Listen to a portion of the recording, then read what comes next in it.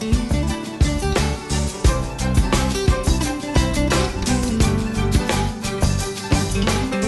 U.S. Food and Drug Administration Advisory Committee recently voted to expand who is eligible for the popular weight loss surgery known as the lap band. They're in favor of offering those surgeries to people who are less obese, potentially expanding the eligibility for surgery from 13 million Americans to nearly 32 million. Joining us this morning to talk about this is Dr. Shanu Kothari. Good morning, Dr. Kothari. Thanks for getting up with us. Good morning, Amy. Thanks for having me. Great. Before we talk more about the new eligibility requirements, let's talk about lap band. Can you kind of explain what it is and how it works? Sure.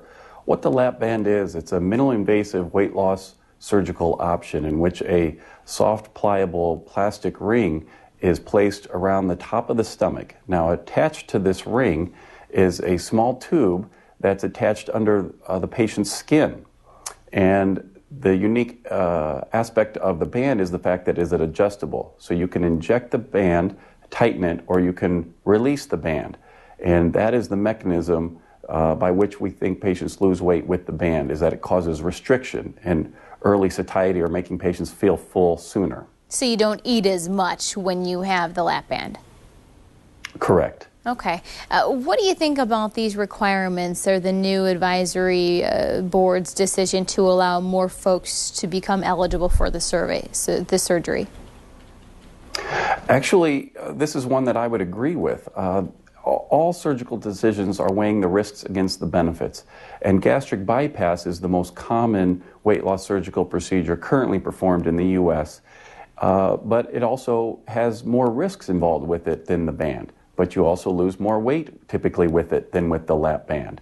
And so even though the lap band can be placed laparoscopically, which is a minimally invasive surgical procedure, and typically there's less risks involved with it, there's also less weight loss with it. So I think this is a great option for patients who are not as severely obese as most patients who typically you think of when they're thinking about having weight loss surgery.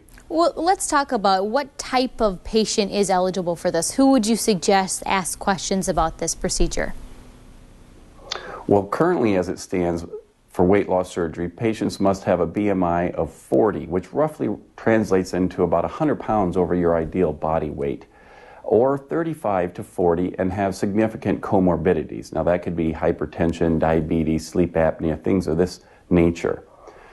If the FDA finally approves that which the advisory panel suggested, patients could have BMIs between 30 and 35 and maybe one comorbidity. Now that, like you said, significantly opens up the amount of patients that would suddenly qualify for weight loss surgery. But typically right now it's patients who have a BMI of 40, which, like I said, roughly translates into 100 pounds over your ideal body weight. So this and we're isn't looking at patients that have, go ahead. I'm sorry, this isn't a surgery, a vanity surgery? Absolutely not. Okay. Any weight loss surgical procedure is done for the health of the patient and to reduce the comorbidities or the conditions also associated often with obesity, such as diabetes and high blood pressure.